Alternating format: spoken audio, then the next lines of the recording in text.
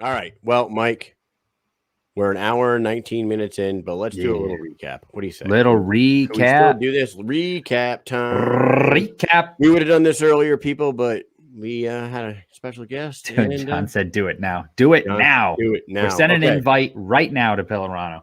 All right, so I'm going to put the results at the bottom of the screen. We're going to run through them. Before we do, remember, go to Brito says he wants to tell his side I want to tell my side. We can get of Brito the on here too. Chalbeck Pellerano fight, or just Oh, Brito wants to tell his side of his fight because that was another tight one. Hey, before we get into this, thefightersfriend.com promo code Mish20. Get yourself a vape pen and smoke that shit. Okay. You want to I'm gonna go smoke that shit. Smoke that shit. Smack that shit silly. Yeah, okay. You see me smoke that shit? Mike, where do you want to start, buddy? The night star. Okay, BKFC 20, Biloxi, Mississippi, the greatest road system in the history of roads. Mike knows. I don't know what's up with what is going on over there. Anyways, I already had talked about this before. I can't. Brito said their fight. Tell us side of their fight. Anybody that wants to come on the show, go ahead and say it in the inside. We're going to start off with the first fight of the night, Bobby Taylor. Bobby Taylor. Rogers. Bobby Taylor. Let me fucking tell you about Bobby Taylor. That dude, I don't know his age, and I should, but that guy is 3-0 in the BKFC 155-pound division. He is a stacked little, older guy. I think he's got to be in his mid 40s. That guy packs a fucking hell of a punch. Power. His right hook is fucking deadly. And I'll tell you right now, the fight didn't last long. Bam Bam Rogers was taking shots from Bobby Taylor, and he dropped him once with a real vicious right hand.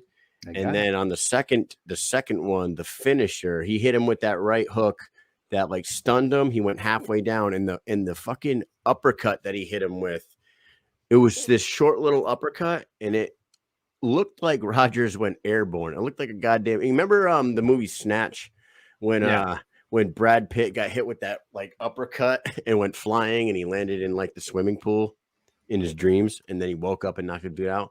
That's what it looked like to me. It says he's 43, buddy. 43. So, dude, he's 43 years old. I mean, I'm gonna be 40 in a couple months, and that guy is impressive, man. He's he's a little beast. He just fought at Game Bred 1 a month back. Yeah. And for those who don't know, he showed up to Game Bred to watch as a spectator that MMA, night. boxing, and bare knuckle. Yeah, he showed up to Game Bred. Look at that right hand. Pops him. Boom. Watch this uppercut. Bam. Dude. Lifts him up. Dude, he lifted him with that uppercut, just sent him into the ropes. Brad Pitt, snatch, pikey style, just bam. It was fucking beautiful.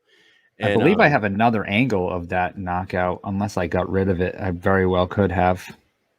Age just isn't as important as in BK fighting. Yeah, you're right. I mean, and plus old man strength is a real thing. And if you have old man strength, I mean, you might as well, you can fucking conquer the world. But let me finish that story.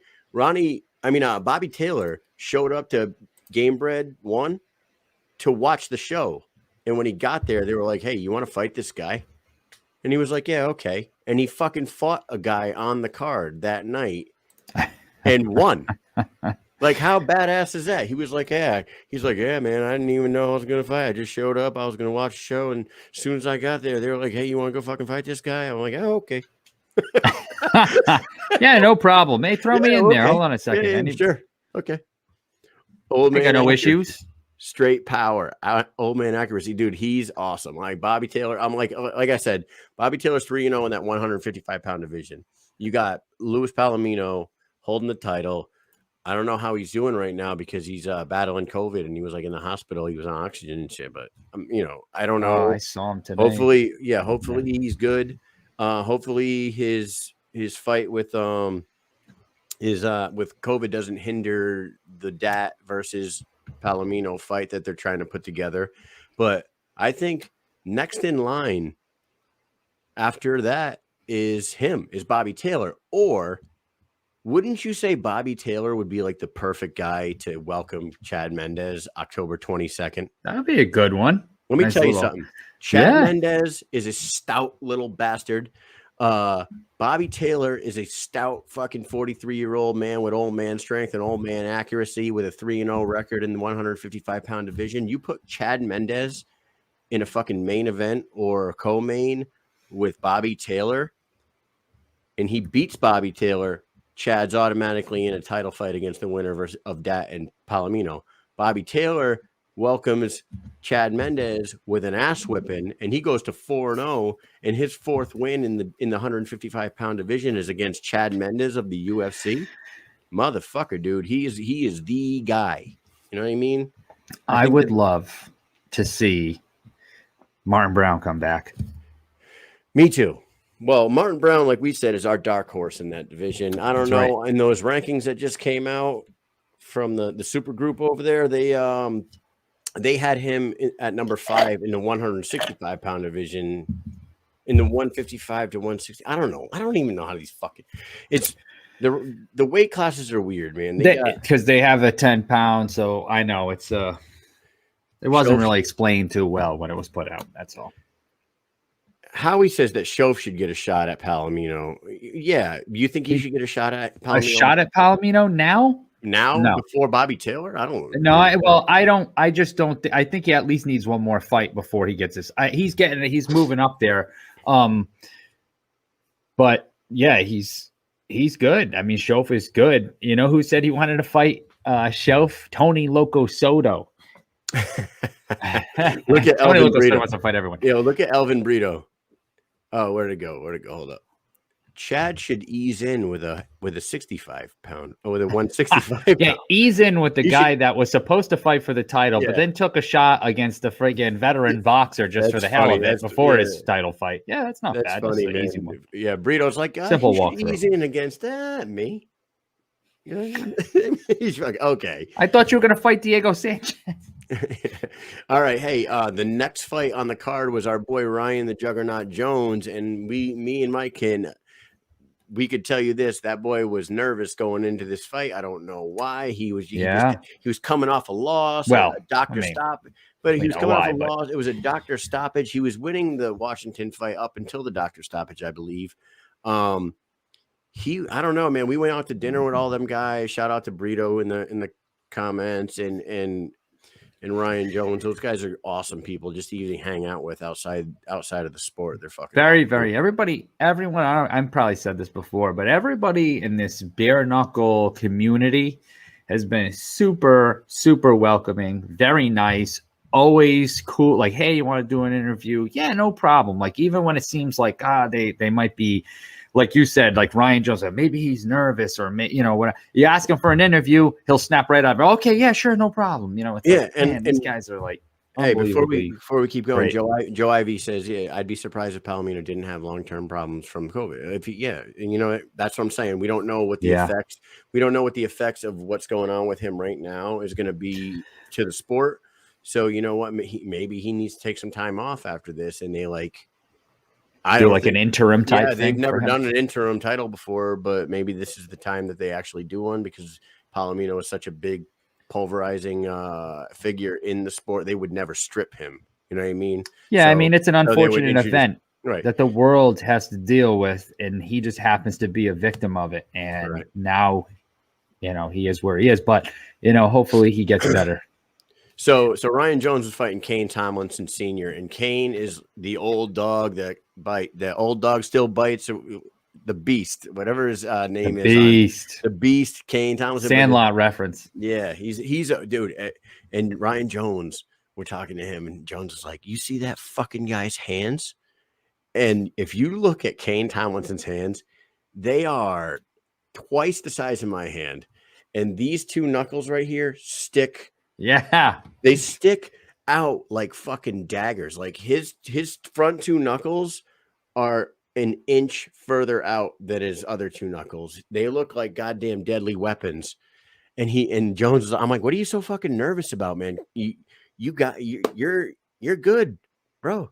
You should be 2-0 right now. If the doctor stoppage didn't happen last time. You'd be 2-0 heading in here with a flawless record. So I don't know why. He's like, I don't know. I'm just nervous. Look at his hands. And then Yeah, he said, look at his knuckle. That Yeah, when he hits me with that, it's gonna hurt. You know, it's gonna hurt. But then he got in there, dude, and he got to the line, and he was aggressive right off the rip, right off the line. He was fucking shot out of a cannon straight at Kane. He was throwing at him relentlessly. He was landing shots, missing shots, but he was the one pushing the pace, and he got him out of there early. And like, it was a big win for him. And he broke his hand in the process.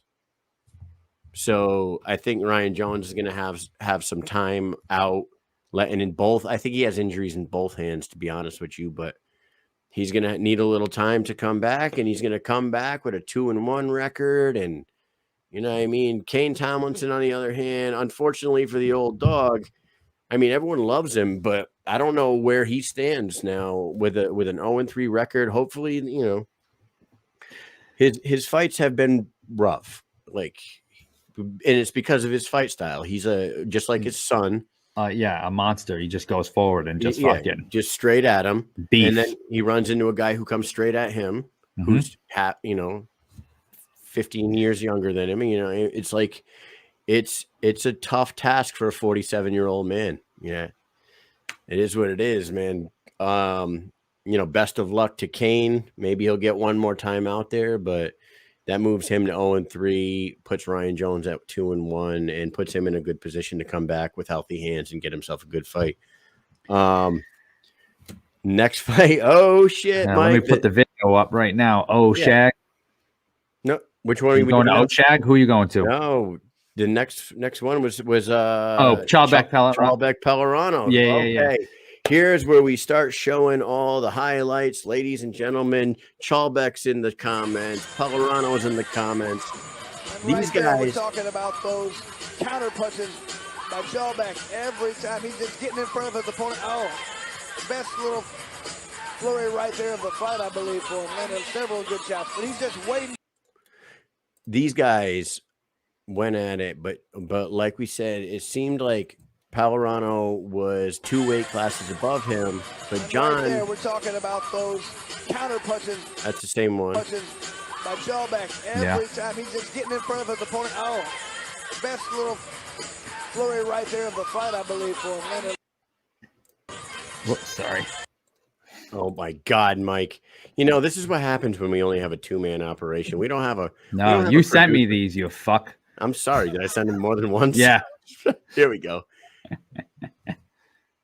Yeah, man, these guys, it was a back and forth fight, and I watched it again today. Like I said, watching it cage side from you got people in front of you, you got fucking people jumping around, you got the people around the cage get kind of like interfering a little bit. It's not awful, but you really don't get to see exactly what the hell's going on like you would on TV, believe it or not. Seeing it live, don't get me wrong, is fucking awesome. Like the whole atmosphere, the sound, the blood, everything, the emotion of the people. The people are super emotional, but you don't get to see all this stuff while you're there. Watch this. Oh, I was going to bring it back again. Here's Charlbeck coming back with a good little combination right there. Doing what he does, making his opponent punch, and then coming right after him afterwards. And now, don't think that we're only showing highlights of John. We're only showing the highlights that they were showing on the program. So in between rounds, these are the highlights that they were bringing up. So if there's a lack of highlights of Adam hitting John, that's not on us. That's on the fucking show, bro. That's what they put up. Right. And like I said, I watched it today. I rewatched it, and it was much closer than I thought in person, but I still think that Charlbeck. It wasn't a blowout. No, it fucking wasn't. It was not a blowout. It was not a blowout. It wasn't like Charlbeck is just so elusive with his deep, and he's such a good counter puncher. And honestly, if you guys go to the BKTV app and watch that shit again, you'll see Pellerano landing some power shots in the body, and you'll see like he didn't land a lot on John's face, but he did miss a lot. And I'm not bullshitting. Like, go watch it. He had a lot of, like, he's throwing these hooks, and John's just like doing this shit, and they're just like whoop, whoop, whoop, and they're going over his head, and he's like popping him with that little fucking half uppercut, half hook, little shovel punch that he throws. It was a great performance. You know how they say you could lose up? Yeah. This is a lose up, right, for Chalbeck.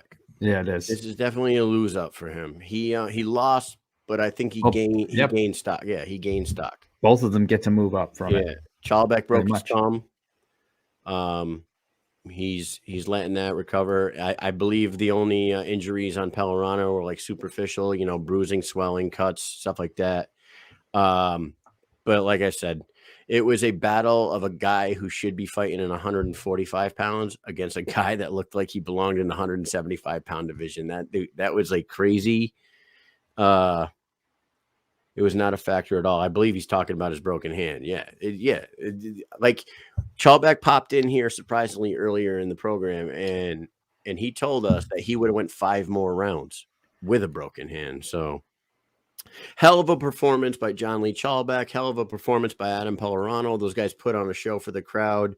Pellerano got the win. It might have been location bias. I don't know. But, are we wrong about anything we're saying, Mike? I don't think so, but it's all opinion. Right. It is all opinion, man. It's all opinion. Next up after that was at Oshag Hennessy. Mr. Scott O'Shaughnessy, the Irish Spartan versus David Simpson. All right, let me bring this one up. All right, while it's cleverly named Oshag. Oshag. Yeah, here it is. Check this out. This clever look away. Watch this. And then runs forward. Yeah, and see a couple of those punches actually landed in there. That was the best. Dude, those uppercuts. They almost look like you. Yeah, that's David Simpson. This is David Simpson. This is, I believe, in the 4th round of the fight. Now, in the first round of the fight, O'Shaughnessy dropped him twice. That was a 10-7 round. Then he dropped him in the second. Then he dropped him in the third. Back-to-back 10-8s. It was like literally impossible for David Simpson to win that fight without a knockout. But that fucking dude showed a lot of heart. And he showed that he belongs in that ring because he came out in that 4th round, and in the highlight that you just showed was from that 4th round. He did that no look. He did the look to the side, like pointed and looked over there, and then hit him with that flurry, and then tied him up in the half clinch and worked him with those uppercuts, and he won the 4th round after getting just dragged the first 3 rounds. Yeah, he had pretty much no chance to win the fight unless he got a knockdown. He had to knock him out, and then the 5th round came around, and I believe O'Shaughnessy took the 5th round as well. It was a close round, but O'Shaughnessy took that one. So, on our card, 49-43, maybe something like that. I don't even remember. I'd have to do the I think that's what it was. Yeah, I think that's what we had. 49-43. 49-43, but that moves O'Shaughnessy to 2-0. Yep. But the thing is, I believe that David Simpson, it took him the first 3 rounds to settle into the sport. You know what I mean? He was a tryout guy. He got pulled. I don't remember which tryout. If anybody in the comments knows which one David Simpson was at, he was another one of these tryout guys that showed up. Was he in New York? I don't know, man. Belfast? But this was his debut. It looked like it was going to be a one and done for the guy, getting just dragged the first 3 rounds of the fight. But then he showed perseverance and fucking some heart, and he really turned it around. And then after the fight, I got to be honest, man, he looked like the fresher guy.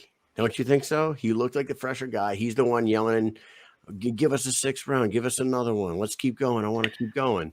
Unfortunately, a little too late. Like, right. You have O'Shaughnessy gave his everything during the fight. You can't hold on, till too late, because this is what happens. You lose. You get fucked up in the beginning. I don't know if he was holding back or if O'Shaughnessy just was beating the shit out of him, which that's what it looked like to us. He's just like beating the shit out of him for 3 rounds, and maybe he couldn't get, in position to win. And if the rounds were long, the fight was longer, but it wasn't. So, but it wasn't. That's what I'm saying. What I'm saying, I'm not taking anything away from O'Shaughnessy or whatever. I think that David Simpson needed a few rounds to settle in and figure out the fucking game a little bit. And then like after 3 rounds, he started figuring a few things out, and he was pulling little tricks. He was pulling little tricks out of his bag and pulling that no look and, tying up in the clinch and doing some clinch work. And he looked like he belonged, is what I'm getting at. And O'Shaughnessy's got a broken nose now. He's going to need a little time. He's a 2-0 record. O'Shaughnessy is going to be a guy that you're going to be talking about in that 185-pound division for sure. That kid's a beast, and he's a really good fighter. But he's going to be the Irish Spartan. David Simpson didn't seem like he took all that much damage, and he seems like the type of guy that would want to jump right back in there. So I would expect to see David Simpson back in there. If I was BKFC brass, I would have looked at the last 2 rounds of that fight and been like, if this kid can bring that from the jump in his next fight, he's going to be a fucking problem. So tough guy. Look for that guy. Next up, we got Caleb Harris versus Derek Finley. And has Caleb Harris ever looked any better? Oh my God. Guy was as crisp as ever. I mean, I was like, I don't know if I can say I was impressed, or I just was like, this guy he's just getting better and better. Like, I know he's good and he's winning, and he looked crisp, and he's fighting Derek Finley, who we talked to, who is a veteran boxer. And I mean, fuck. I mean, he was great. He's crisp every shot. I feel like everywhere he wanted to fucking hit, he hit. Finley, I mean, the guy, obviously he was at a reach disadvantage big time. I mean, he looked really small in there, kind of like the Chalbeck. He was a little stocky, but he just did not have that reach. And man, Caleb was fucking just popping him left and right. And Finley got him a couple times here and there, but I feel like it was no doubt that Caleb was just fucking taken off with that fight, like right from the beginning. Well, Caleb never stopped moving. Never gave Finley a chance to take a break. He was circling the cage. He was coming forward, moving to he never stopped moving. He was the pace and the energy that Caleb was putting out to a guy who's standing in like a traditional boxing stance, and he's like moving like a boxer. He never deviated from like a traditional boxing stance or anything. Like Derek Finley didn't too much like adjust his game to the bare knuckle game. But then you got fucking Caleb Harris over there throwing fucking jabs, hooks, straight rights. He's moving to his right, throwing hooks. He's fucking throwing Superman punches at the fucking guy. He looked very comfortable. He's tying him up in the clinch. You could see which guy is the experienced veteran in the squared circle with the gloves off, and the guy that wasn't quite sure what he was supposed to be doing in that situation. And I think that Caleb Harris looked better than ever. That puts him to, I think, 4-3. That puts him at 4-3. That puts him right in line to be number 2, right behind Elvin Brito in the 165-pound division. A fight between them. They had fought once before. Brito got the best of them in the first one. Let him run that back. Throw a fucking belt out there, or start a tournament like they've been talking about. Put Elvin Brito, Caleb Harris, Joe Elmore, and fucking let Martin Brown go up there in the 165-pound division. Have a 4-way tournament between them, or Jordan Nash. Jordan Nash is, I believe, 2-1. One of them being in Total Line. That would be good too. Either way, the 2 guys that are the most deserving to like get a strap and put a title in the 165-pound division is those 2, I think. And they didn't have a tournament for 175. Is 175 Thiago Alves? That was at 175, right? Mm-hmm. So they didn't do a tournament for that division. So do one, develop a belt 165-pound Elvin Brito, Caleb Harris, part 2. Let's do it. Caleb Harris, I believe, was the performance of the night. I don't know if they do those kind of bonuses. Wasn't the fight of the night, but performance of the night. That guy fucking showed up. I want to answer Bobby Bousquet, old friend of mine from high school back in the day. What's up, Bobby? Quick opinion off topic. What do you think of the YouTuber Logan Paul? Is he a fluke? It's actually Jake Paul that's going to be fighting Tyron Woodley. Would you like to see him in the cage? I absolutely would. Logan Paul, I would like to see in the cage as well. Him or Woodley? Oof. Jake or Woodley? What do you got, Mike? Jake. Jake? I was just going to say that, dude, because Jake is as annoying as he is to everybody that is a pure combat sport enthusiast that fucking loves the sport and that thinks that he's a fucking disgrace to it and he's taking away like the sanctity of our fucking home. He's putting in the work to become a good boxer. He's putting in the money, the time, the effort, and he's pretty decent. In his fights, who has he fought? Ben Askren. Nobody great. Right. Nate. No real boxers. He fought. He's still not going to fight a real boxer. I think his first fight was against like another YouTuber. It was a YouTuber. His second fight was against an NBA basketball player. His third fight was against the worst striker in the history of UFC. Yeah. I mean, of MMA. But now he's going against somebody who now he's going against a guy that can knock has some power. He has some power in his hands, but he's not a boxer. But he's not a boxer. He's got power in his hands. And honest to God, they did the open workout thing today. Did you watch any of it, Mike? No, I did not. I mean, anybody can look good hitting pads. You know what I mean? And Tyron Woodley He's been hitting pads for years. I honestly didn't even think he looked all that good hitting pads, though. That's the thing. Like, anyone could. It's all, when he's hitting pads in front of a fucking crowd, it's all routine. And you can tell that they're doing the routine. But he's like doing like the slowest routine. I don't know. I wasn't impressed. You want my honest opinion right now, Bobby? I'm going to say Jake Paul surprises everybody, and the MMA world takes a dagger to the fucking heart. He beats another wrestler in boxing. Yep, he beats another. He beats another All-American wrestler in boxing. I wish he would box like a boxer. No, if he wanted to fight, but if he wanted to fight like an MMA guy, he's not gonna fight MMA ever. But I'm saying no. If he's bringing over MMA guys to fight in boxing, yeah, like a Robbie Lawler or a fucking Jorge Masvidal or someone like that. Even though he's boys with Jorge, but like someone like that can actually Matt Brown from the UFC, box him. If you could beat Matt Brown. He says he wanted to fight Nate Diaz.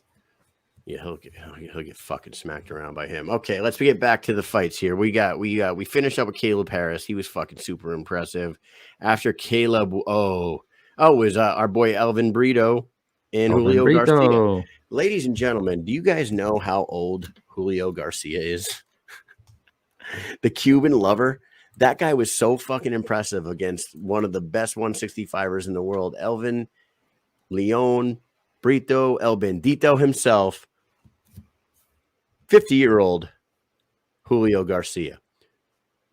3 times tried to float over here from Cuba on like a door or a fucking tire or some shit and almost got eaten by a goddamn shark. Got picked up by the fucking Coast Guard all 3 times and brought back to Cuba. This dude's story is fucking insane. Yeah. He finally made it to the United States. He went 25-8 or something like that as a pro boxer.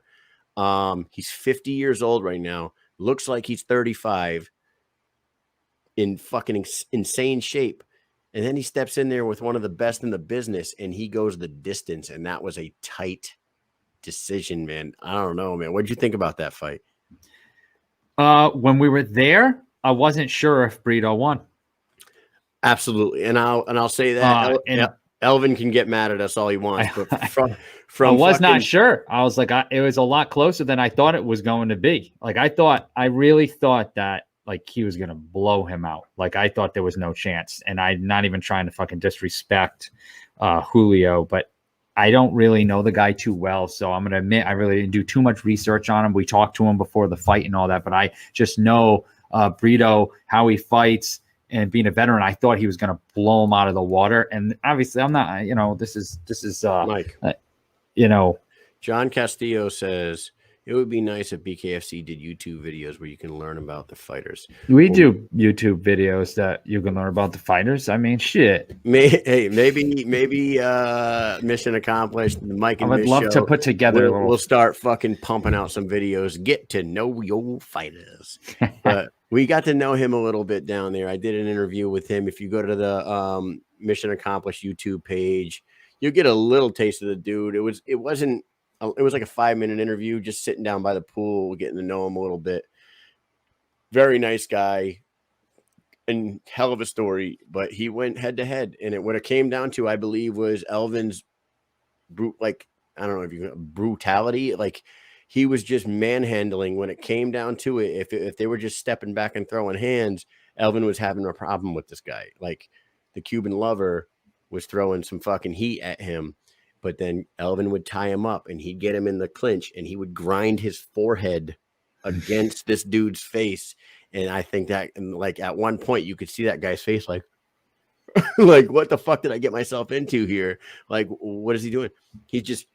Elvin would get him in the clinch, just grind his forehead. And he made it a really, he had a chop Corley face on. Yeah. He made it a dirty fight. Like Elvin Brito's good at. He started using his size advantage and he started tossing him around against the ropes and tying him up in the clinch. And I'll tell you right now, for never being in a bare knuckle fight, there was one sequence in that fight where they both tied up and they went at it like a fucking hockey fight and they were pounding on each other for about 15 seconds there. It was beautiful. In person, I thought Garcia, I thought in person, like I've said that he did better than he really did. Yeah, like I said, from where they put the media at these events, we're behind like the VIPs. So it's like the VIPs is like 10 rows of VIPs, and then there's like a walkway and then a media table. So we're probably 35 feet from the ring. From 30 feet away, looking over people's heads and trying to like take enough information and to actually report it to people accurately, it's tough. You really got to go back and watch it on like monitors or something like that, because when I watched it afterwards, it did look like Elvin definitely did enough to win the fight. That night, I was like, wow, I thought Julio did enough to beat Elvin. So it's all in perspective, man. It's like tough. The people at home were probably like, yeah, no way. Elvin won that fucking fight. What are you morons talking about? Yeah, well, fuck you guys. After Elvin. Did we have any Elvin Julio highlights? I don't think we did. No, we don't. Melvin Gillard, Harris Stevenson. Go ahead, Mike. What do you think about that? I got my opinion. Here's the thing. Why are we fucking over Melvin Gillard, man? What's going on? This guy's fucking got 2 fucking fights in a row where I feel like he kind of got fucking screwed out. But whatever, it is what it is. But for this fight, if Stevenson is down, I see the ref yell, why is he not stepping in? Why is he not starting a count? The knee's not down. He barely brushes him. It's still fucking legal in my book. But supposedly the ref yells he's a down fighter. I think that if he would have stepped in, because I do see the ref yell, right? Mm-hmm. So he says he's down. So, and then seconds, 5 or 4 seconds, whatever, after, then you have Melvin throw the punch. So, which it's illegal, right? But in the heat of the moment, he's there fighting. The ref yells he's down, but I don't think he's concentrating on that. The ref should have stepped in and then started his count rather than just yell from afar while you're inside of a place where everyone's screaming and the fighter's adrenaline is rushing and he's just trying to finish the fight, and he sees that the guy's knees are not down on the ground and his ass is not down on the ground. So that's what Melvin Gillard sees. So I'm not blaming Melvin Gillard. The ref, I feel like, should have stepped in to say he's down. That's what he should have done. Put his hand out, started counting. That's what it would have stopped the whole fucking thing, but he did not. So, So one 1,000,000% agree with you. When he went down, he crouched, and that right knee was hovering. It Right. wasn't on the floor. If the referee, and I think we have a highlight, I don't know if we do. If the referee thought he was down, he should have jumped in front of Melvin, said, go to the neutral corner, and started the count. But he didn't do that. And it's just like the last fight with Melvin getting knocked into the ropes. If the ropes hold up a guy that's falling down, that's a downed opponent, you stop Scott O'Shaughnessy, you send him to the other side of the ring, and you start the standing 8 count. The referee blew it in the Melvin Gillard fight a couple months back, and then this one, I don't care what. Listen, my man Howie, we love you. You're a fucking awesome guy, but I think that ref blew that shit, blew it bad. And there's fucking there's video highlight evidence of it. There's angles of it. And we might not even have that angle, but trust me when I tell you, folks, the guy crouched down. His right knee was off the ground by this much. And if the ref says to Melvin that he's down in a loud arena, Melvin didn't hear him. And nobody's stopping him from hitting him again. And if he's not down, he'll throw it. And to be honest with you, like Mike said, it grazed him. That fucking last punch was not the fucking nail in the coffin. Howie, you've watched it from every angle, but you are 90 years old, sir. No, it's his knee. But but seriously, Howie, if you watched it for every angle, then you would notice that his knee wasn't down. His knee wasn't down. It absolutely was not down. Like it wasn't even close to being down. I can see it from a mile away. Eric says the ref should have done his job instead of half-assing it. That is absolutely true, and I believe it. I believe it. Mike believes it. Elvin Brito believes it. Eric Williams believes it. A lot of people in here. Melvin don't believe it, but I mean, Howie doesn't believe it, but. Honestly, man, I think he got hosed hard because he was winning that fight and he had him rocked. But and then that's it. He's gonna call the fight too. You just disqualify. Like this, not even like a point. He's just disqualifying right off the rip. Howie, Melvin hesitated and then threw the punch. The knee wasn't down, but the ref yelled he was down. Right. He might not have heard the ref fucking say it. The ref needs to get off his fucking ass. Hop in front of Melvin and be like, he's down, get to your corner, and then turn around and do your fucking job and count. Because when you see people fighting and the ref wants to stop the count, do you just say, hey, he's done, and then that's it? You just hope that the fighter stops. You got to get in there and split them up. But, I don't know. It's one of those things, Howie says rules say disqualified. Yes, it does. If he was a downed opponent, the rules would say he was. Here's the thing, though. But he wasn't down. I'm gonna say something here. It happens in bare knuckle every fucking event. Somebody gets hit when they're down, and I will come back with a whole. Dude, I'll say it right now. Lorenzo Hunt hit Rob Morrow twice on when the he was ground. down. Yep. Nobody stopped that. Boom, boom. Yep. It happens constantly. That's not the only one. Time. It happens all the time. And it's because of the hesitation. It's because it looked like he was down, but then Melvin stepped back. Doesn't make it right. But you know what? Melvin might not have heard the ref, but Melvin stepped back, assessed it, and saw that his knee wasn't down. He was like, fuck, he's not down. One more. I don't know. I don't see anything wrong with it. Yeah. Let's see the footage. You didn't send me the footage, god damn it. Fuck, what? I got it. Yeah. Son of a bitch. I can get it. I'll send it to you right now, you cocksucker. Mike. Yeah. Mike. Goober. Kyle's a fucking goober. Hey, so we're in this bar while I'm getting this footage. We're in this bar. It's about 9:30 in the morning. It's a restaurant with like a breakfast bar. And this lady walks by with Bloody Marys, and there's like vegetables sticking out of the top of it. And I go, hey, Mike, check that out, man. They put fucking asparagus in the goddamn Bloody Marys here. And this lady sitting at the bar goes, that was okra, you goober. And I was like, a complete stranger.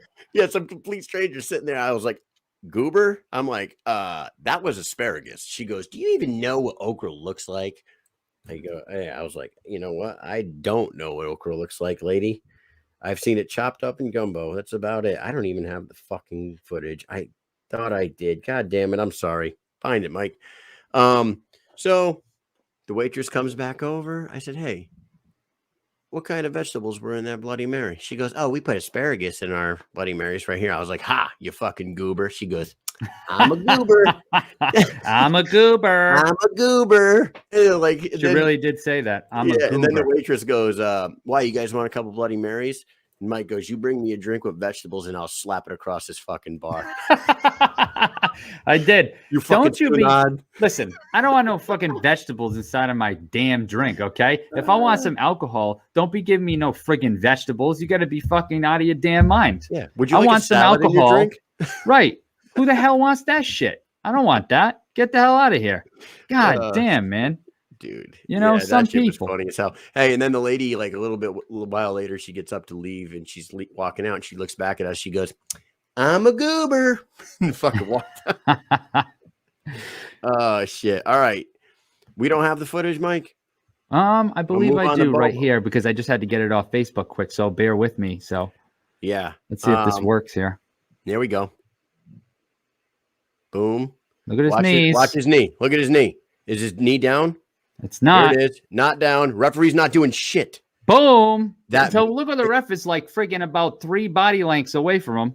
I mean, Jesus. You mean to tell me, dude, play it back again. Watch his knee. Howie. There's a punch. Look at the ref is like, wait, so he says down here, right? But yeah, Melvin Gillard ain't even looking at him. Boom. His knee ain't down.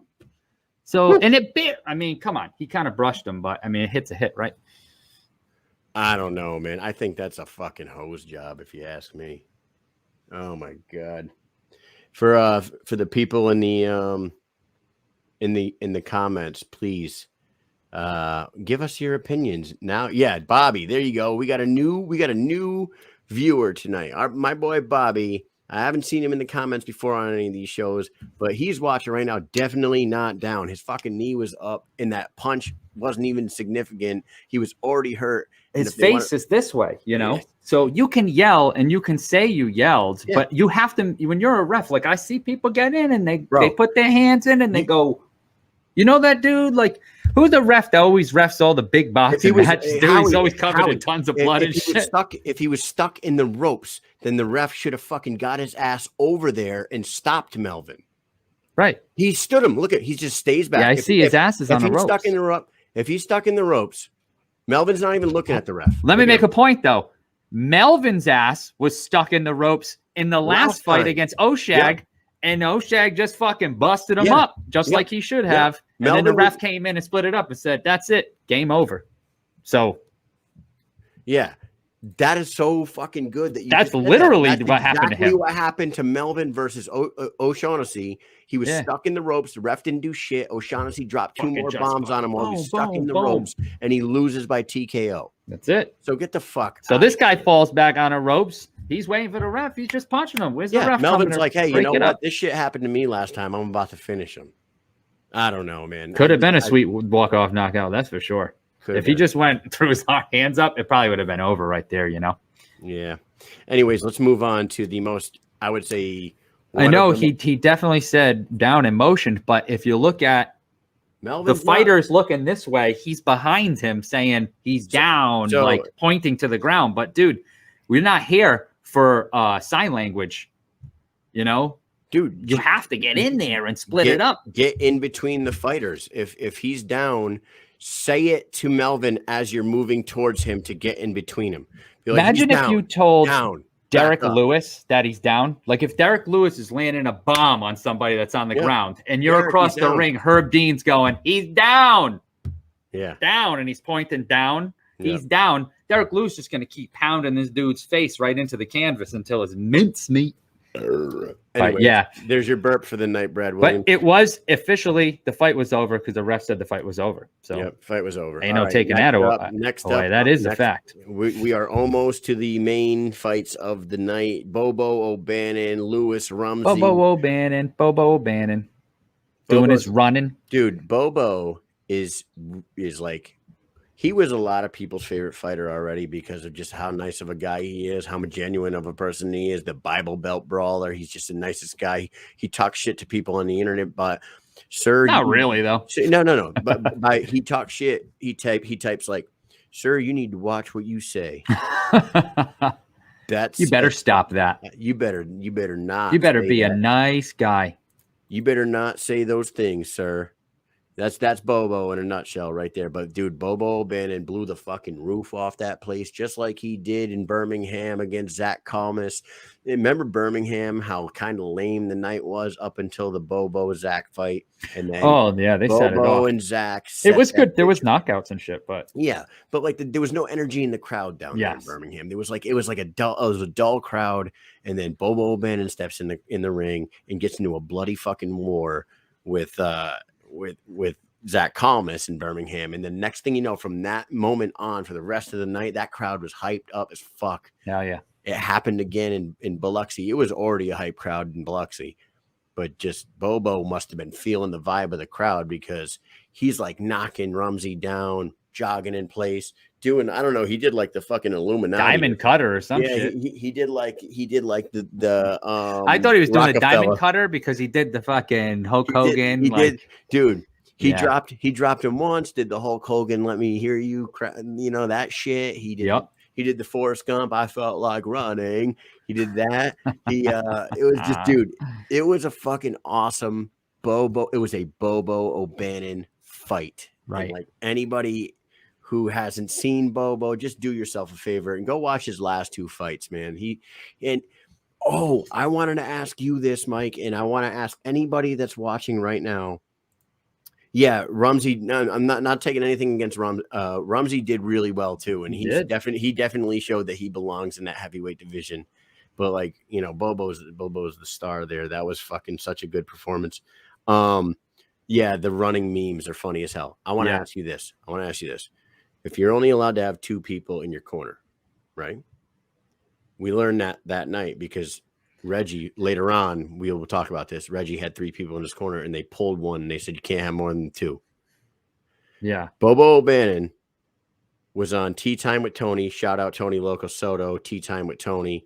Check that out. I think Monday nights, maybe. I don't know. We'll find out the time. Monday nights at 8. Tony Loco Soto's got Tea Time with Tony. Tea Time with Tony. Our boy Mike Hunnell was on the first episode right before Bobo O'Bannon. Now, Bobo goes on there.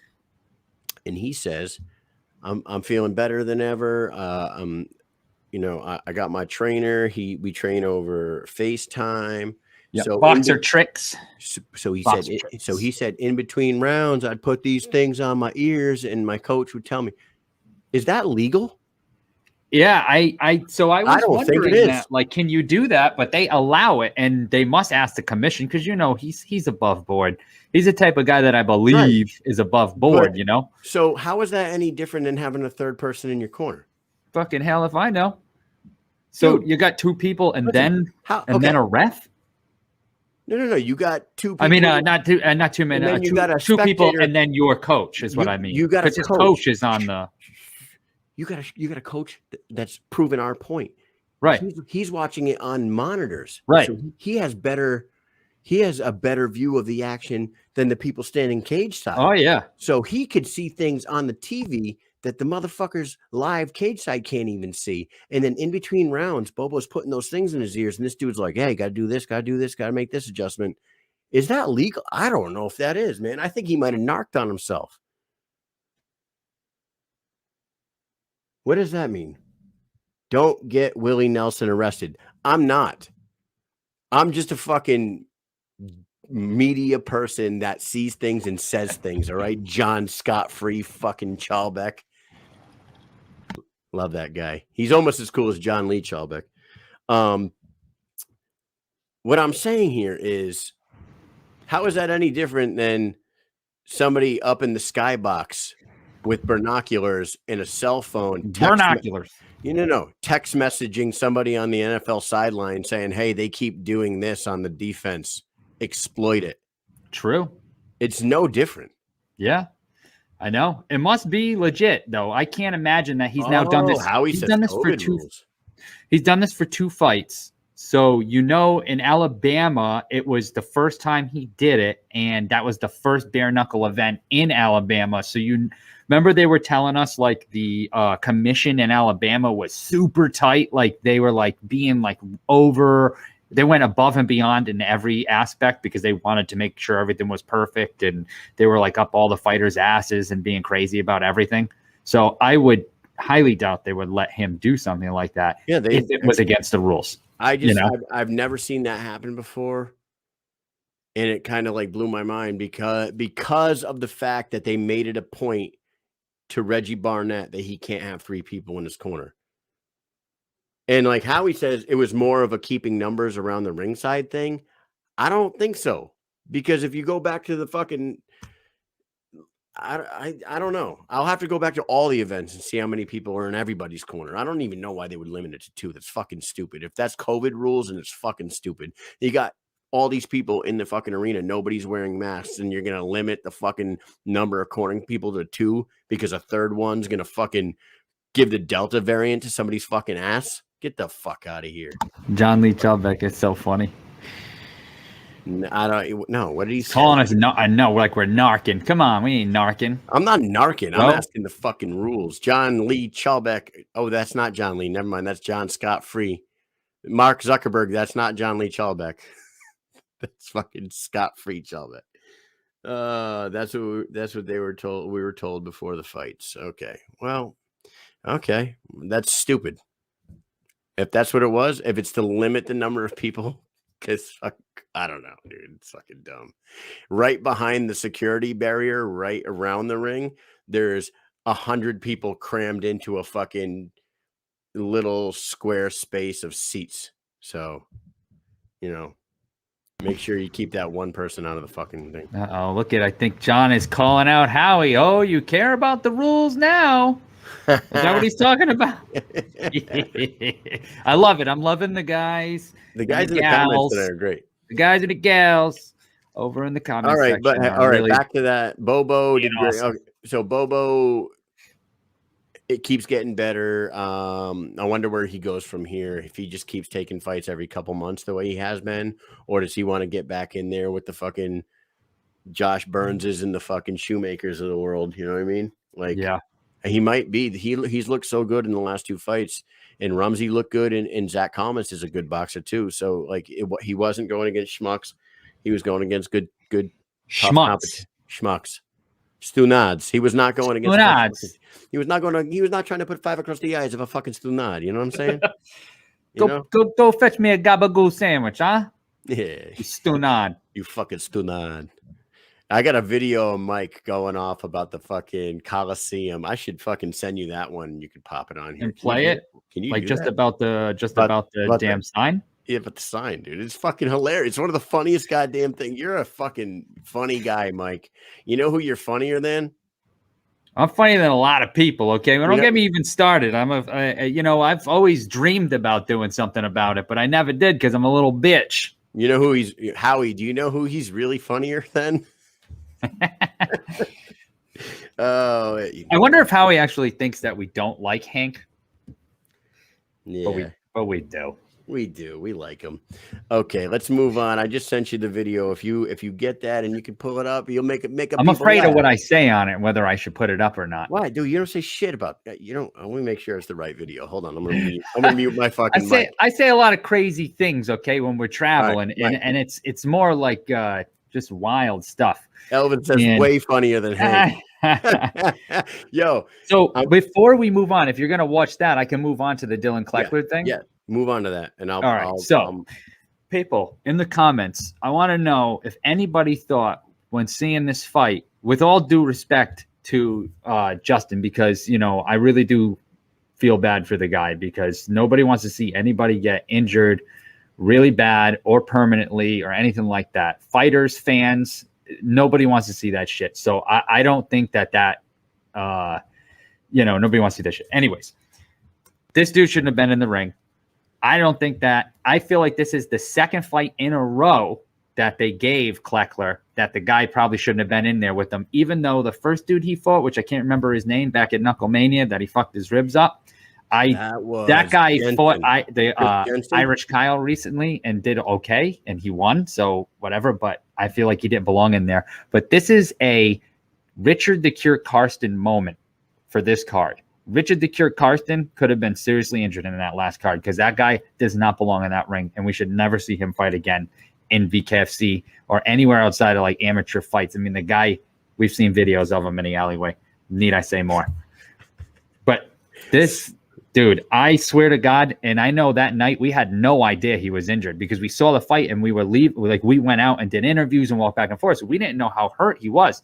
So Kyle does an interview with David Feldman and they're talking and he's like, yo, this dude, he's like, you know, Kleckler killed that guy. And then he was like, he should have knockout of the night. And then Feldman was like, if he doesn't get arrested. I said, it's got to be Kleckler, right? He put that man to sleep. And then Feldman goes, if he doesn't get arrested. Yeah, and we just laughed about it. Dude, little do we know, this motherfucker is like paralyzed from the neck down.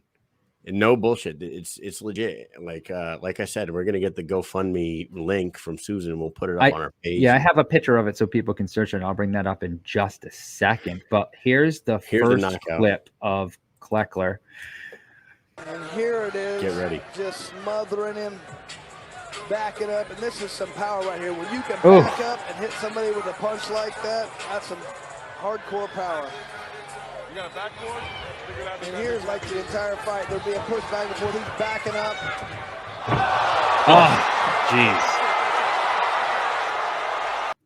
jeez. You could see the concern on Kleckler afterwards. That you know, but I didn't. I just thought it because he was knocked out. You know what I mean? And he was laying there for a little bit, and then we kind of had to go do something. So I didn't really realize how crazy it really was. So hopefully, to throw that guy makes a full recovery. To throw that guy, and for those who don't know, Kleckler wasn't even on this card until like 10 days before the event. He was added like the week before. There you go, Justin Thornton. Expenses for the family. I can you just search that or I think if you go on to GoFundMe and you actually search that Justin Thornton, it probably will come up with just his name. But if you put that whole thing on, pretty positive it's going to pop right up. And then you can see that Susan Doucette is organizing this fundraiser, and I think you can search it that way too. So if anybody has some extra dough and you want to help out this man and his family, because I know his family, BKFC is paying for. Rumored that they're paying for all of his medical bills, but his family lives 4 hours away and they cannot make it to see him every day or stay there or pay for food and all that stuff. Listen, nobody knows what anyone's going through even before this, you know. So if anybody has any extra dough and they want to send it that way, that's the way you can do it to help this gentleman out. He did go in there and he put it on the line for all of us to watch, and as entertainment, whether he should have been in there or not is a different story. So throw this guy some money if you can. It was the fight should have never been booked. And like honestly, they knew that they were feeding a lamb to the bull to the lion. You know what I mean? Like they were feeding Kleckler a guy who's going to give him another W on his record to put him into like conversations for a title shot. And when you're fucking around with guys that are like absolutely not on another man's level, and you're just throwing them in there, in the what Elvin just said in the comments, it was bad. He shouldn't have been in there. And all that guy was doing was running forward, flailing his arms like a fucking crazy man at Kleckler. Yeah, you gotta give him a little shiner, a little right. You know, he was ding, but he ran at him, and these guys had fought once before. Thornton was Kleckler's first MMA fight, I believe, and Kleckler knocked him out in MMA in that fight. So they were familiar with each other. They're in a sport that Kleckler's been doing, and he has not. Kleckler's better than ever. He's bigger than ever. He's stronger than ever. And my God, to throw a W on that man's record to feed him a person like that is just fucking shame, because now look at him. For those who don't know, like Bobo, did you read that? What did Bobo say? He said, not sure yet. He has feeling in his back today. So good. Right. That's great news, because like, you know, you're fucking paralyzed. I mean, that's some scary ass shit. Like I said, dude, I messaged Susan earlier today and I said, how's Justin doing?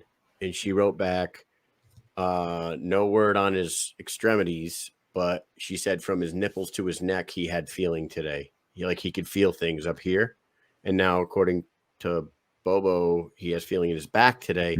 So it's all coming back. I hopefully starting to go down. Once the swelling on his spine goes down, he'll get his feeling back, and hopefully the dude fucking retires, because it ain't worth that shit, man.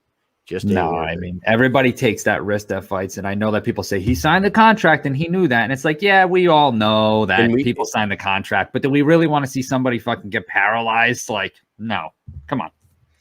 But then again, you said there is a contract, and he knows. When we talked to Sorrow, remember when we talked to Sorrow about the contract, he was like, "Bro, they mentioned death 3 times in the goddamn contract." They do. But it doesn't mean I want to see it happen. Right? That's what I'm saying. Like they're covered, is what I'm saying. Permanent injury or death. Permanent injury or death is mentioned in there. I have never actually seen one. I'm just going off of what I'm told, but that's why we sign a stack of papers that are thicker than the damn Bible. When we joined the military, shit's thick as hell. Right. They're trying to cover every base. You slip on a banana peel, they're like, "Oh, we told you. You slip on a banana peel. Like, we don't have to we ain't fucking with that." So, yeah. But yeah, absolutely crazy. Dylan Kleckler gets another win. I don't know how much. I really don't know how much value is in that W, but he gets another win on his record, and he's stays himself right in that top 4, top 5 of the heavyweight division. The guy's a fucking beast, man. Like Dylan Kleckler's no joke. And the thing is, shout out to Benjamin Stepanov. That's his name? Benjamin Stepanov, super fan, drove down there. Top hat. Kane showed up in like a the guy showed up in like a ringleader type jacket with his top hat. Drove down there, met us, was excited to meet us, and we were excited. We were excited that people were excited to meet us. It was kind of a fucking it was great. thing. I loved it. And we're actually gonna have him on the show tomorrow night for about 10-15 minutes so he can share his experience about his first time at a BKFC event, because this kid had the best night of his life. I swear to God, he got to meet a bunch of fighters. He got pictures. He had a conversation. He had a 20-minute conversation with Elvin Brito at the bar. Like this Check this out. This kid was living the life. Yeah, there he is. There's Benjamin. Look at him. So look at this kid. So this guy and his 2 Pimpin' friends. ain't easy. Yeah, look at this guy. Pimpin' ain't easy. It was fucking awesome, man. He's a nice kid, and we're gonna give him an opportunity to come on tomorrow and talk about his experience. But just by coincidence, Mike was off doing something at the time, and it was in between fights. So I was like, I'm going to go up there and, kid had flair. Yeah, he's like the modern day Ric Flair, if you fucking ask me. Kid's a beast. So I'm like, I'm going to go talk to Benjamin up there. So I sit down, I ask him and his friends, I'm like, how you guys liking your first BKFC event? They're like, oh, this is the best thing I've ever. He's like, this might be the best live thing I've ever seen in my life. It's blah, blah, blah, blah, blah. Super excited. He goes, oh, this should be a good one, right? And Justin Thornton's already in the ring, and Kleckler's walking to the ring. And I go, no, this is not going to be a good one. He goes, no? I go, Kleckler might kill that guy. I wasn't, I was joking, but I said that. And Kleckler damn near killed that guy. You know what I mean? I was like, fuck, oh, shit, man. Yeah, scary. One more shout out though to give before we move on is our buddy here that's actually in the chat. There he is. Oh, Eric Williams. Our boy Eric Williams. Yeah, he came over and said hello to us. It was nice to meet him. He took this picture. I look like Eric William with no S. Eric William. Yeah, I look like Odin, and you look like my sons. I'm just fucking with you, dude. Oh man. No, you're not. Oh, dude, look at that. He's right there. Yeah. The faithless berserker. Nice name. There he is. Thanks so much for the shout out. Yeah, man, no problem. We're gonna talk to you tomorrow night, and you get to tell your story to everybody. Yeah. I hope you got a nice big hug from some of these fucking hot women down there too, because there's Crystal, a lot of them running Crystal around. Pittman blew him a kiss. Yeah, Crystal Pittman blew you a kiss. That's right. Put that shit in your pocket. Yep. All right, let's move on. We have 3 more fights to talk about, and then we'll get the fuck up out of here. We've been on for 2 hours and 22 minutes, dude. And we still got a bunch of people watching. That's cool. I'll tell you that. Jay Fish, Quentin Henry. This one will be a quick one. Jay Fish our boy went in there, told us video. What did he tell us, Mike? What did Jay Fish tell us? Yeah, what did he tell us after? I froze up. That's what he said. He took it on the chin. Like he took complete responsibility for his performance. He said, bro, I froze up. I don't even know what to tell you. I was dead ready to go in there and fucking go to war, and I froze up. And like, shout out to Jay because he had just signed a 3-fight contract. He's going to be around for a while. More patience. And that right there, after exactly what we said he should have done, continue to throw those jabs, just touch him in the nose, and he's not going to like it after he got hit. Quentin Henry's jab. Yeah. Wow. That was, there was that one jab that landed that like just. Jay was still that ended. Back I there. feel like he was, but I feel like that one jab is what led to the end of the fight. There was that one it ended square right here. Boom! And we were behind him, like on that side. That side, this side, that side. But we were behind Fish, so like I heard that shit, and I was like, oh my lord, like that was not good. And I'll tell you right now, man, Quentin is a fucking big, strong dude, and Jay. And I know Jay's gonna fucking probably get pissed that we brought this up, but you know, you cut from like 245 or 240 to 205, and you got to drop that last 20, 30 pounds in the last 2 days before the fucking weigh-ins. Yeah, he looked tight. He looked worn out. Tight. Yeah, he seemed like he had to go through a 24-hour fight before his 5-round fight. You know, it was tough. It seemed how tough. How he even said it right there. He dropped 23 pounds. Right. In a day. In the 24 hours before the weigh-ins, he dropped almost 24 pounds. Like, and I think he's a great guy too, as I do for both of them. But you know, we spend a lot of time with Jay, and you know, I always wish well for him, but when he did seem like he just he sapped a lot of energy doing that cut too, but not trying to take anything away from Quentin because Quentin fucking went out there and destroyed as he should. And he had that deadly jab. He's fucking powerful as hell. He's in great shape. He's a different guy than when he first started in the BKFC. I mean, if you remember, he looked like he had like he was fit and big, but he was kind of like doughy big back then. He fucking turned all that softness into fucking muscle, and now he looks like fucking Ultimate Warrior out there with a mullet and the fucking American flag shorts and shit. And he branded himself really well. I mean, if I can give out like the branding award to somebody who's turned their career like completely different, I mean, he with the hair, with the glasses, with the shorts, with his body, you know, like he didn't have the beard before. He had the baby face with the curly hair. He grew out the mullet. He threw on the fucking blue blockers. He grew out that beard. He got jacked as fuck. And now he looks better than ever. And like in his last loss, the marketability. Yeah, the last loss was against Chris Lieben, dude. Like, you fight Chris Lieben and you lose, there's nothing to fucking be ashamed of. He fought his ass off against Lieben. He even had Lieben hit a little bit in the early parts of the first round. Yeah, he's super marketable. I believe he's right outside of Hector and Lorenzo. He said he wants to go home, spend time with his wife and kids, and you know, take it easy for a while. But Quentin Henry's a badass motherfucker. We're fans of him. He's a great dude. He's cool as hell to talk to and hang out with, just like Jay Fish, just like most of these guys, man. I haven't really met like a dickhead, like a real fucking asshole out of all the fighters that we've spent time with and talked to. I'm trying to think of one. I can't tell you, dude. You know who people were trying to think. You know who people were like, oh, he's a real asshole. Like if you go around him, he's not a very friendly person.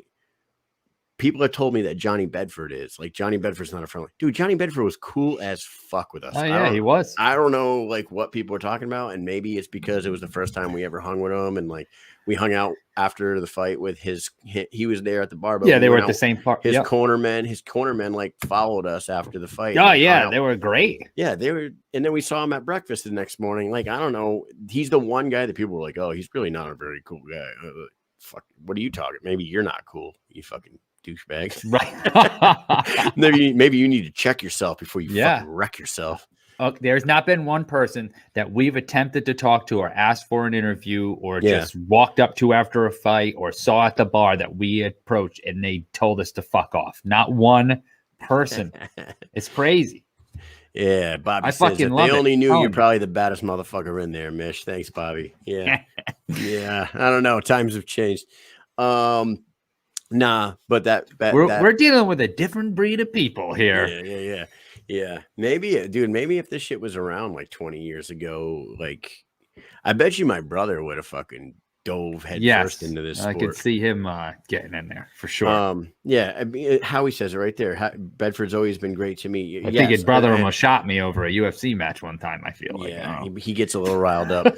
But like we said, great bounce back win for Quentin Henry. Tough loss for Jay Fish. This positions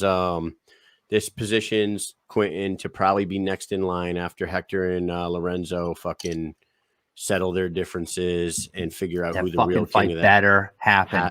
That fight better happen. That's the one fight I'm going to tell you. I'm sure there's others. I say that's the one fight. It's one of many fights that I can't think of. That one has to happen. That one has to fucking happen. If that fight doesn't fucking happen, you're going to fucking answer to Kyle, motherfucker. Yeah. Kyle. Yeah. This guy.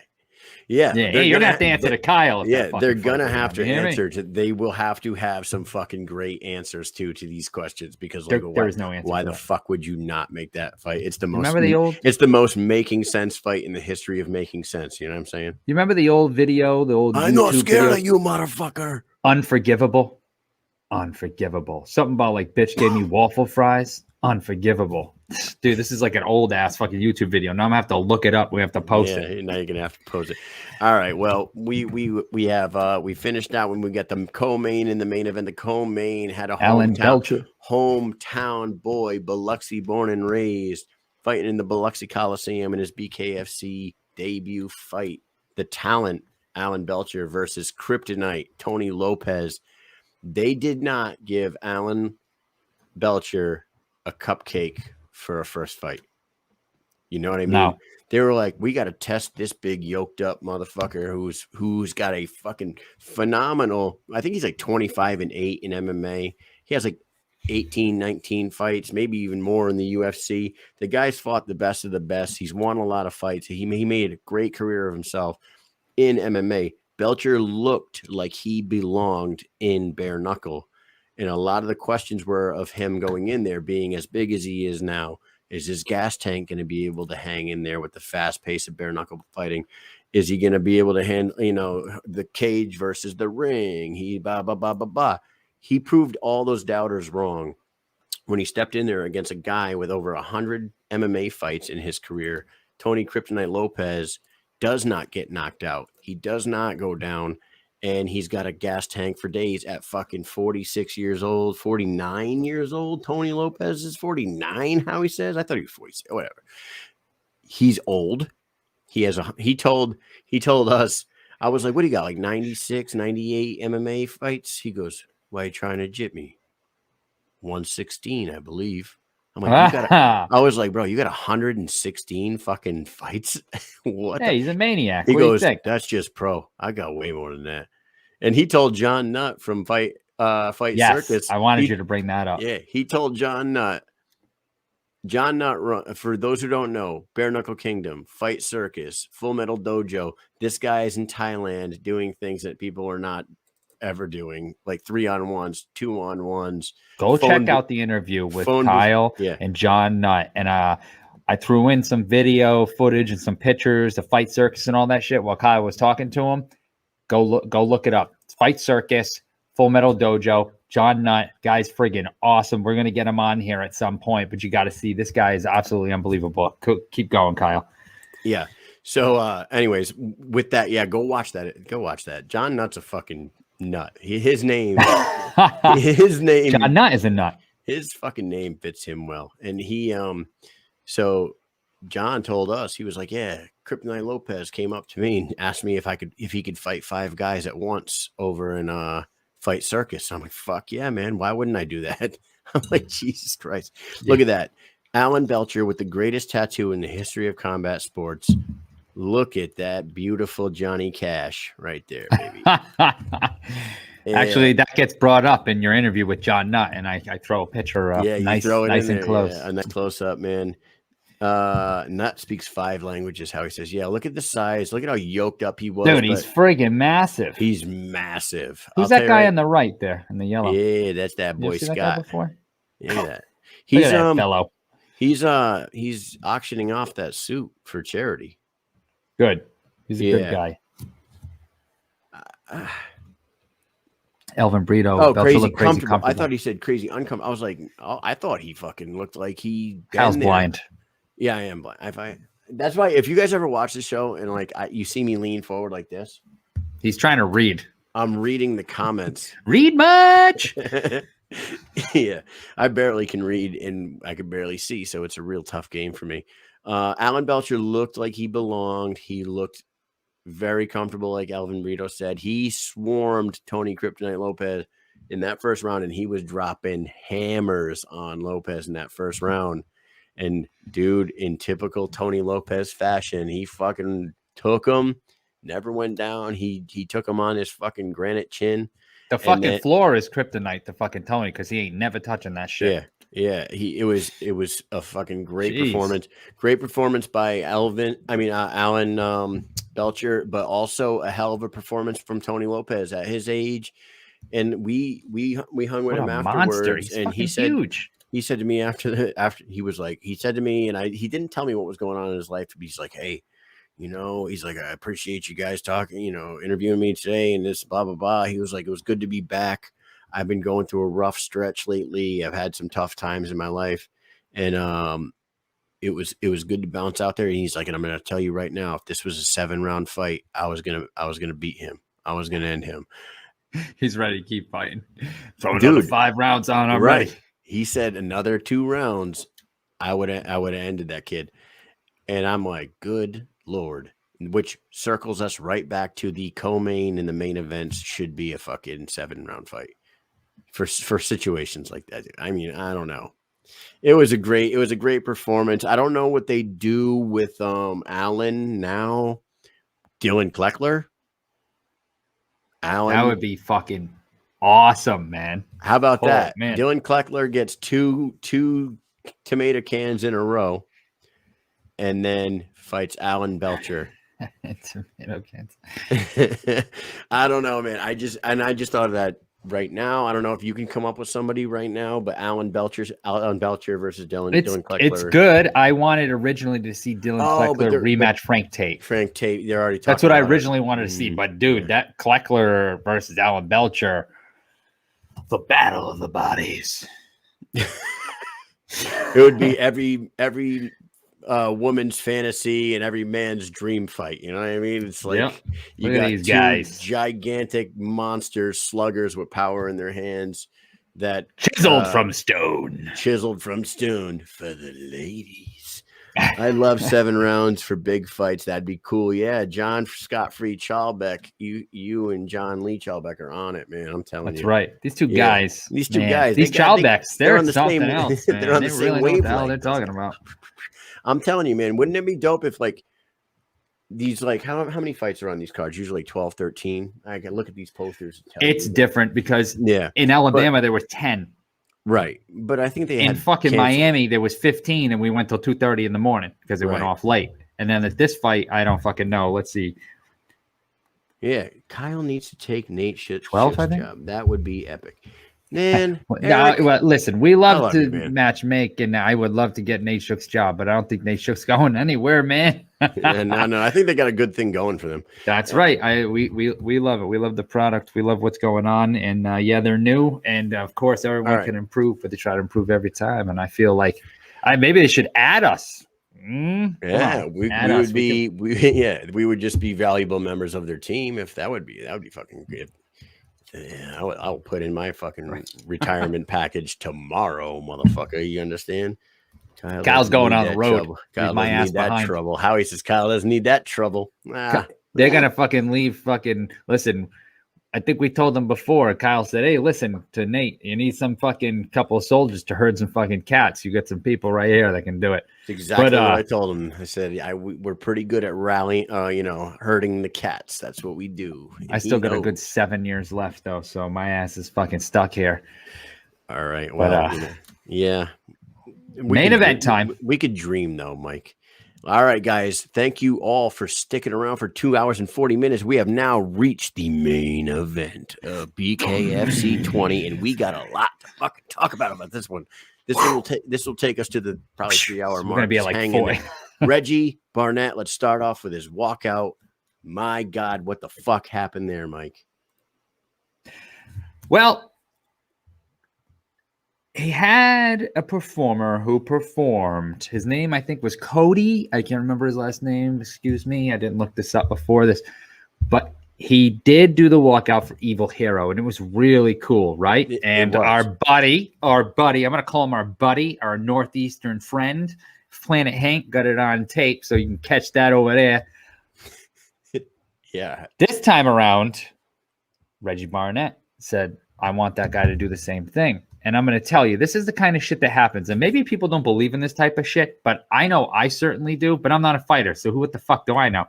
But when he came out, we know, I'm just a fucking stunad, a fucking maroon. What the hell's wrong with this guy? He doesn't know what the hell he's talking about. Get him the fuck out of here, I'll fucking slap this guy. Give him one of these.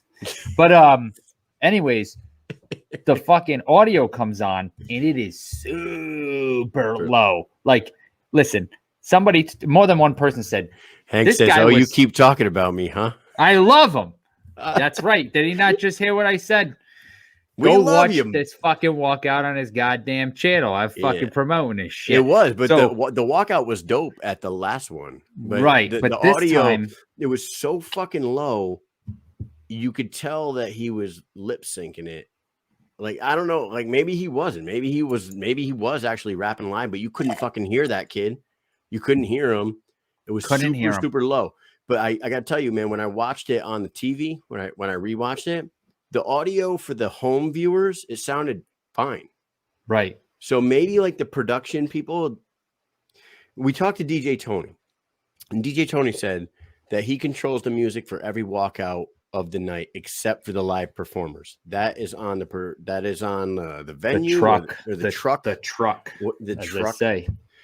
So, yeah, it was fucking, it wasn't on DJ Tony, and we were actually over by DJ Tony when that shit was happening. And Mike kept telling Tony, he was like, yo, it's way too low. Turn it up.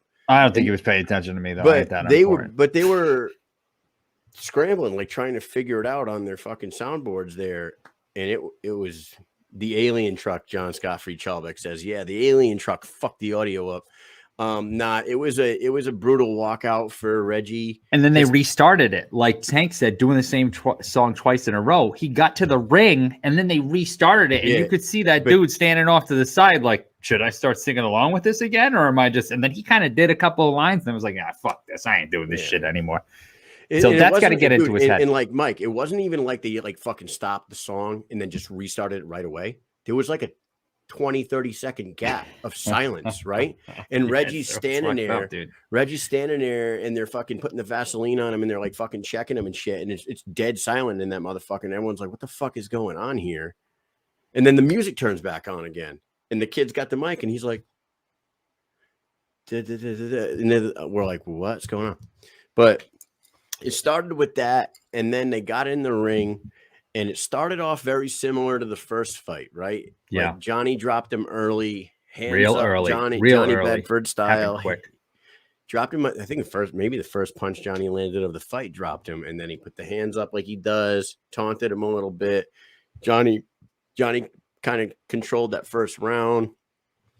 Showed a little bulliness when he picked him up over his shoulder, like he was gonna fucking he was about to Royal Rumble him over the fucking ring. But then Reggie came back, won the second, won the third, going into the fourth. They're even right there with the 10-8 and then the 2 10-9s for Reggie. That's fucking even going into the fourth round.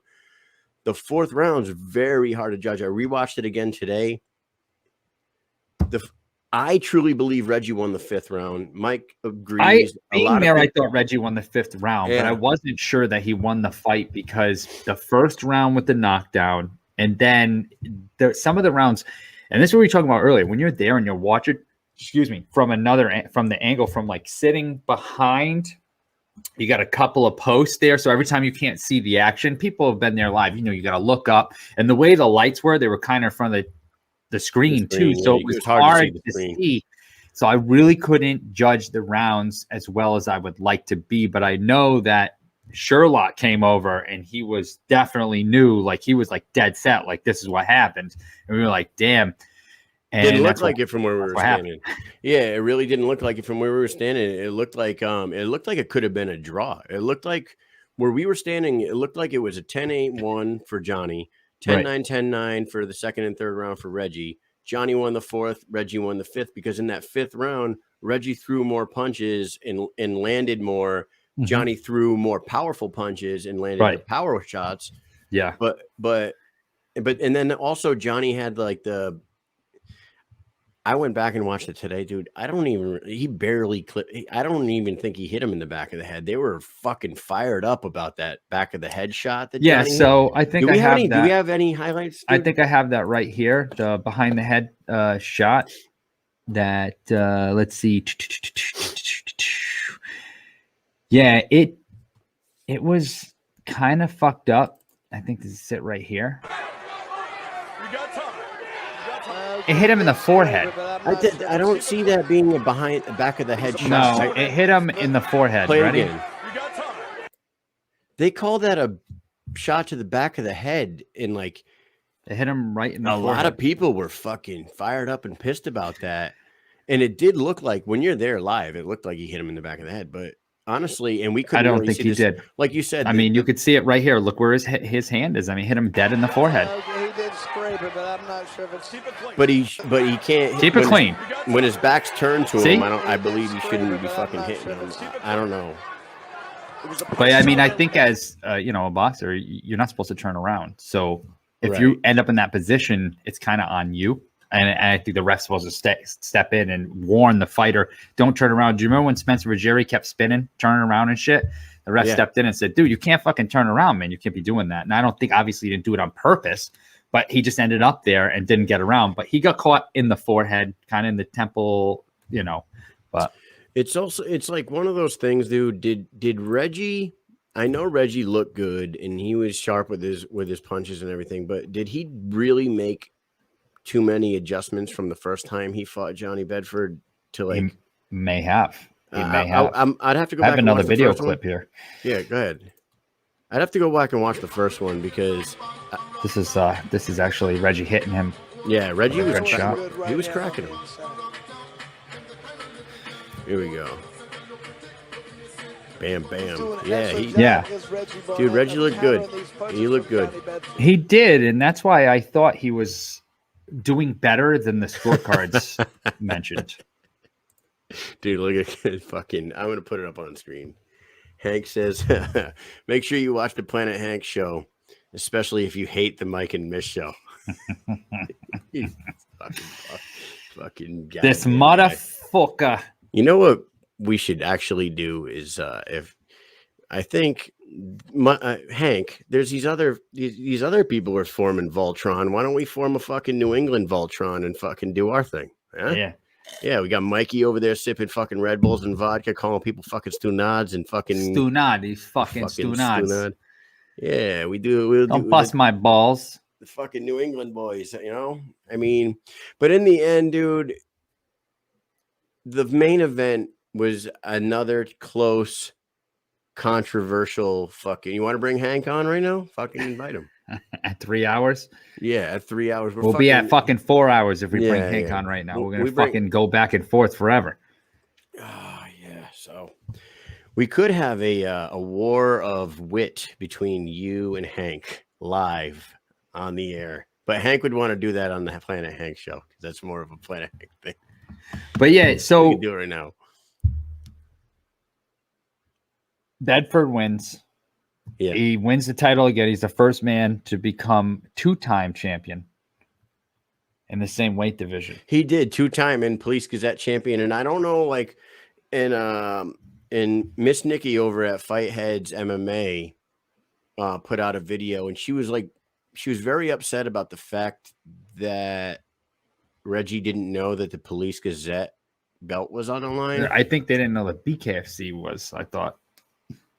But either way, she didn't know that both of them were on the line. She said that they thought that the BKFC belt was on the line and they didn't know anything about the Police Gazette. But what would that have to do with anything? I mean, no offense to anybody who agrees with her, but I don't understand. Like, if you're going in there to fight for a belt and then you find out when you get there that there's a second belt on the line, wouldn't you be double excited? I don't know, and I don't know why she was very upset about that. She was like, "Fucking, they never even told my boy," and I'm like, I don't know. I guess I'm just fucking different kind of person. Like, if I showed up there, rip roaring and ready to go after a fucking belt. Yeah, it was. Howie says it was announced the week prior. So, yeah, I don't know. I just don't understand why that would be like a tipping point to get upset. Johnny had both the belts, right? He did before. And then he lost them to Dat. He did before. He lost them to Dat. And Dat got stripped. But whatever happened, he didn't get stripped because he still has the Police Gazette. Technically, he's I forget what Scott Burt calls it. I forget the word is. But anyways, he's kind of like still a belt holder. He can come back and fight for the belt at any time, right? Emirate or something like that. Champion Emirate or whatever the fuck it's called.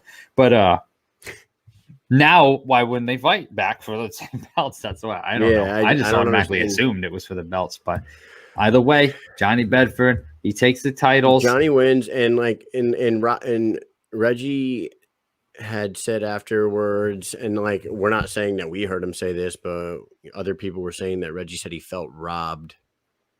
I don't know if you can call it a robbery. It was such a close fight; it could have really gone either way. I mean, how close I was. I mean, I'm fucking this guy. The skull piece I have. Look at this skull piece on this guy. This fucking guy.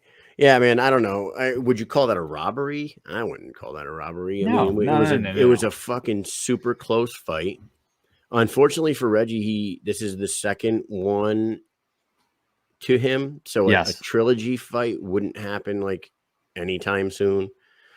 Johnny Bedford will probably fight Jared Grant, I would imagine. Oh, yeah. Hank says it wasn't even close. All right. Well, okay. It was not a robbery for sure. It was not a robbery. It was very close. I actually watched it back today, and I could see it going for either guy. Honestly, I don't think Johnny Bedford ran away with it like Sherlock was saying.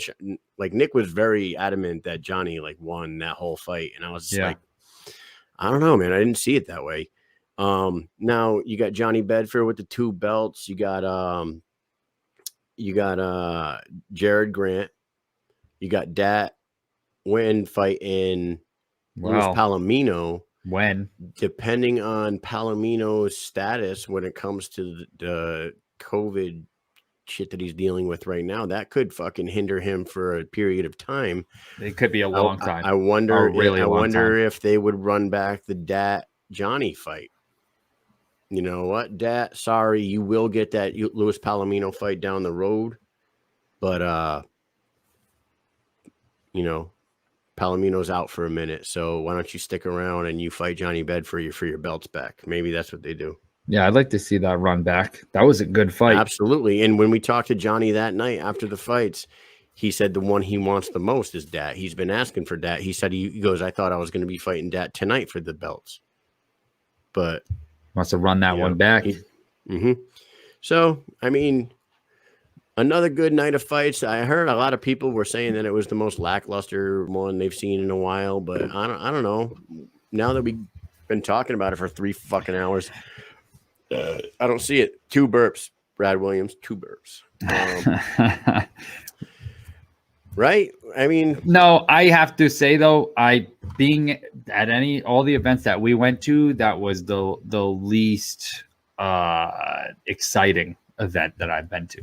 And I'm not saying it wasn't exciting. That could have been a fucking 9 out of 10, and the others were just fucking 9.5 and 9.8, But out of all the ones that we went to, for me, that was kind of a notch down than the others. Yeah, man. I don't know what it was. I don't know what it was. I don't know if it was the crowd wasn't as into it or what, plays into that, but just my feeling. Like, obviously, I'm always excited to watch the fights and happy to be there and do our thing. But, there's something about it that I just didn't feel as much excitement when we got there as I did with other events. So, yeah. I actually liked this event, the way they had it set up, better than Hollywood. I didn't like the Hollywood, Florida setup with the ring. That it's like a fucking auditorium, like with a fucking... Yeah, I didn't like that. Like the P-PAC, like the fucking Performing Arts Center. But the setup, I didn't like. The event was fucking awesome. I didn't like the delay and the fact that it took 7 fucking hours and we were there till 2:30 in the morning. It's like working a fucking full-time job to watch that shit. Yeah. So, hey, with that said, before we wrap this up, let's do this real quick. What was your fight of the night? Fight of the night would have to be Chalbeck, Colorado, because it was like I was fucking glued to that shit. I would say that too, and I would say back and forth, fucking the David. It was very close. It was close. Yes, and you got fucking Mac versus the Sandman fucking shit going on. I mean, it was insane, and I thought, obviously, we already talked about this fucking beating a dead horse, but Chalbeck, I think, won that. Yeah. So fight of the night, knockout of the night. Is it a question? No, hold on. I was gonna say the only other one that I would say fight of the night, strictly off of the vibes in the arena and the blood in the ring and the pageantry and the fucking dancing Bobo and the fucking Hulk Hogan gear. Bobo O'Bannon and Lewis Rumsey would be my second choice for fight of the night because was it much of a fight? Maybe so for not. Me, fight of the night to me needs to go back and forth competitive. Mike, that's how I see it. 4 rounds though. It went 4 rounds. It was a one-sided fight. The whole fight. It was like a fucking. What was the fight of the night in Birmingham? You know who the fuck was winning that fight from the get-go. You know what I'm saying? Fight of the night in Birmingham. Calmus and fucking Bobo. Yes, it was. They won fight of the night. Calmus and Bobo won it. And yes. Bobo beat up Zach Calmus that entire time. But there was no other fight. There was no other fight. Every single fight ended in a knockout, and every fight was a one-sided victory. Every single one. All right. Well, okay. Knockout of the night. Dylan Kleckler.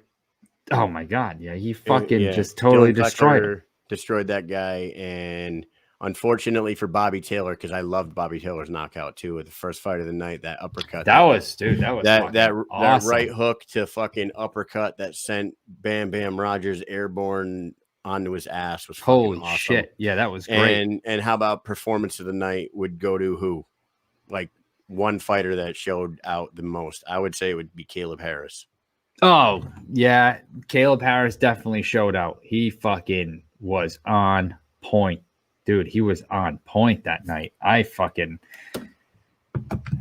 was impressed. He was on point. I can't believe how fucking well he did really good. Like, he owned the fucking night, dude. I mean, he controlled that fucking ring. He owned every second of that fight. He you know what would have been fight of the night too? Maybe Oshag. He knocked that down. It was a one-sided for 3 rounds, but then it turned over and it'd been like, oh shit, Yeah. Is this dude gonna come back? That's the type of shit that I like when I watch a fight. Like, I like the back and forth. If it's a one-sided, I love it. But motherfucker, like, I want to see a battle back and forth. And yes, I loved the Calmus fight and I liked Zach Calmus, but that Bobo was beating the shit out of him the whole time. The only good thing was that Zach Calmus kept getting the fuck back up. And we couldn't believe that the Undertaker was in the ring that night. He just kept getting back up. But I still think, I'm like, is that fight of the night? No, it was like a one-sided beatdown of the night. It was it was the most entertaining. Entertaining fight of the night. Yes. And if that's what the award is, then it definitely goes to Bobo. Hell yeah. It wasn't really much of a fight. I'm sorry, Zach, but he really got. But I'm saying, like, for this night, if fight of the night is the most entertaining fight of the night, then it doesn't go to Chalbeck and Pellerano. Yeah. Chalbeck and Pellerano was the best technical fucking back and forth fight of the night, I believe. Although, dude, Julio Garcia and fucking Brito was a good one. Yep. Bedford and there was a lot of really good close fights on this card. But you know what? Fight of the night, Chalbeck Pellerano. Performance of the night, Caleb Harris. And knockout of the night, Dylan Kleckler. Case closed. That's cool.